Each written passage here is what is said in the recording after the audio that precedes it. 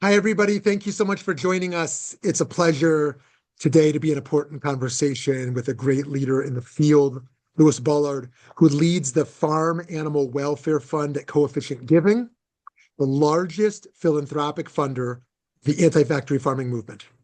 The author of the Farm Animal Welfare Substack, he has made recent appearances on the TED main stage and the Dwarkesh Podcast. He previously worked at Bain and Company and Humane World for Animals, and is a graduate of Harvard University and Yale Law School. Louis, thank you so much for making time. Thanks for having me on. It's great to be here. So to start, this work can be exhausting. It can feel like at times like we're winning, at times like we're not. There's a lot of opposition. There's a lot of apathy. What inspires you to stay in this work? Yeah, I definitely relate to that. I think this can be so emotionally exhausting. I mean, just thinking and feeling the suffering of so many animals. And for me, I think the thing that's most motivating is seeing the like-minded people who are fighting on behalf of animals and seeing the passion, the dedication, the just humility and goodness they bring to this work really inspires me. And then also seeing what they achieve and seeing the incredible things they're achieving for animals around the world. That's what really sustains me and keeps me going. Yeah, I totally agree. I experienced that in social circles. I experienced that at conferences. I experienced that at vegan restaurants. Mhm. There's so many different spaces to go where I feel that energy. So that very much speaks to me. When you look back at the biggest wins in animal welfare over the past decade, which ones actually changed the trajectory of the system? And which ones felt promising, but didn't move the needle as much as expected? Yeah, I mean, I think in terms, I'll start with the second part of that. So we've had a number of fights that are still very much ongoing and where the initial promise hasn't yet worked out. I think, for instance, of the European Union promising to overhaul its farm animal welfare laws and then really failing to follow through. And we're still waiting to see, are they going to make good on that promise? Are they going to do based on that? And that's often been the case with legislative reforms. There are just so many barriers along the way. The industry is so entrenched that you constantly get pushed back. I think one place where we have seen an enduring change is the move away from battery cages globally. So, your listeners or viewers are probably familiar with these. These are these horrific, tiny microwave oven-sized cages that hens are crammed into. And we see a major move of companies committing to stop sourcing eggs from those cages. It's about half the US egg supply chain has moved away from cages. It's more than that in Europe. And still within the existing industrial system, but I think a major move just in terms of reducing the suffering of each of those animals. Half in the US. Why are they doing that? Because there's not enough consumers demanding that, right? Well, I think that the way I think about it is that consumers have no clue what's going on these factory Right. farms and in these supply Right. chains. And so it's not, yes, they're not at the store asking for this, but they also don't know what they're being sold. And so I think what campaigners have been able to do is go to the companies and say, look, you're sitting on a real liability here, which is if your consumers find out how you're treating the animals in your supply chain, they would be horrified. And that'd do real brand damage to your brand, to the trust they have in you as a company. And so I think for a lot of companies, it's the fear of consumers finding out the truth about how they're treating animals in their supply chain that is really Right. motivating us. Right. So speaking about finding out, what is the most legitimate information we have, given how many barriers there are to even transparency? If someone says, prove to me what's really happening in these places, like what are the best sources for that? Yeah, it's a good question. I mean, I would encourage people to just go and find, I mean, look online. For me early on when I first got into this, it was watching videos of factory farming and photos of factory farming online. I've since gone and toured factory farms and slaughterhouses, and it is exactly how it looks in those images. It is exactly Right. how it looks in Right. those videos. I mean, the videos don't lie.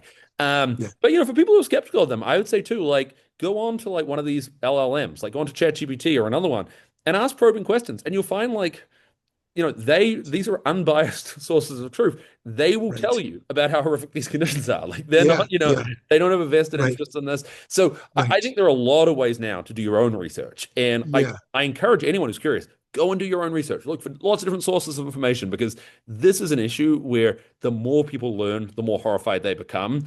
The Right. transparency is on our side. It is good for Yeah. people to learn more and to find out Right. what's going on.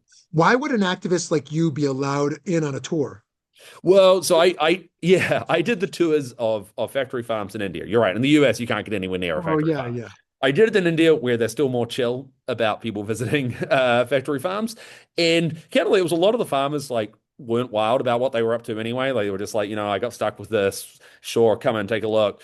So that was it. In New Zealand, I got to tour a slaughterhouse basically by telling them like, "Hey, I've grown up on a farm," and so I guess they assumed I was like on their side. But yes, you're right. In general, it is incredibly hard to get in these facilities, and that is Yeah. very much Right. by design. Yeah. Right. Right. So open philanthropy often emphasizes cost effectiveness and scale. But how do you decide when a morally urgent cause isn't yet tractable enough to justify major investment? And what signals tell you that the moment has changed? Yeah, I mean, we mostly look for tractability. We look at what is actually changing, what is actually happening. So not theoretical, how tractable could this be? How easy could this be to move things? But where are we actually seeing that progress? And I think that's something we've been really hardened on the factory farming issue. Obviously, this is a really tough battle. It is a long-term fight. But I think we're seeing really strong markers. We're seeing laws get passed. We're seeing companies change their practices.